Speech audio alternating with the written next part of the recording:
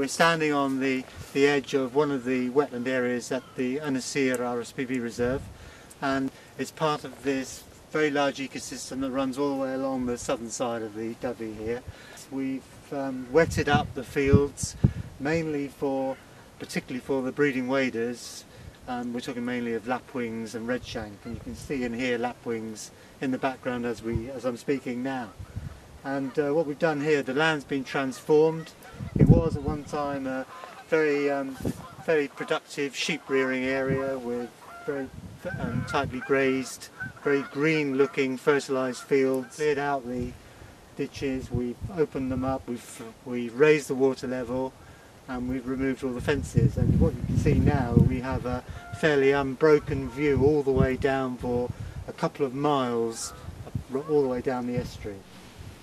We're standing on the edge of Covered Koch, which is an area of raised peat bog. And what we've done is to try and restore the bog to what it used to be like about 200 years ago.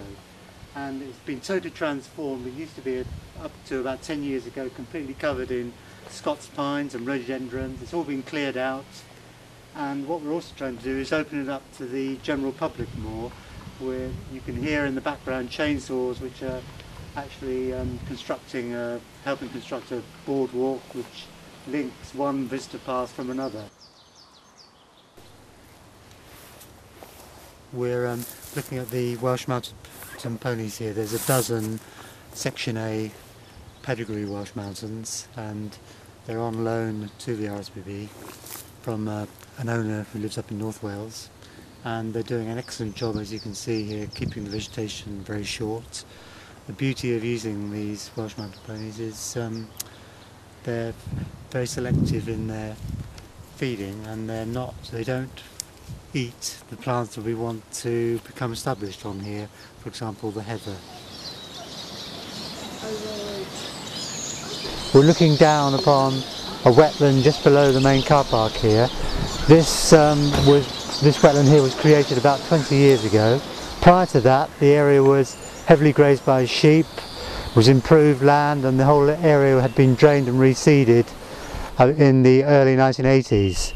Since then, we've simply taken off all the sheep. We now manage it with horse and cattle grazing. We've raised the water levels by putting sluices in the main ditch, and this now has created this, as you can see, a wonderful thriving wetland which attracts all kinds of breeding birds, which include species like teal, which is quite an uncommon duck nesting on the Dyfi, and also species like mallard and heron are very commonly seen, water rails occasionally. Last few weeks we've even had a bittern here feeding on the reed bed just below us.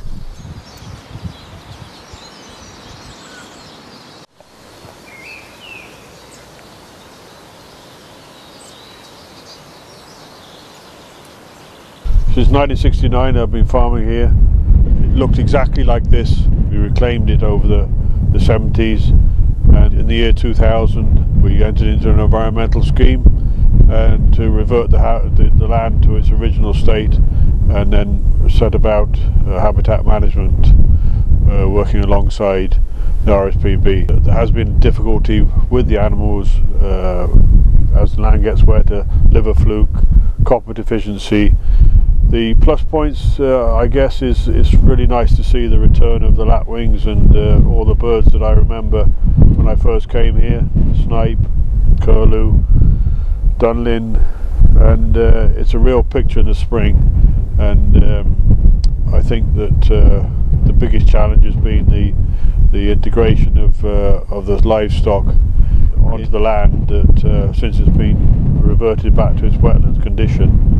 Hence we've had to create a hefted flock of sheep that's used to grazing the land, and will hopefully over the years become established, as do the suckler cows. The most difficult part of the year farming on this type of land is in the springtime when the birds are nesting, and we need to be very careful of the amount of livestock we have on certain areas. Yeah, it's nice to see it come full circle, and now farming and conservation working together.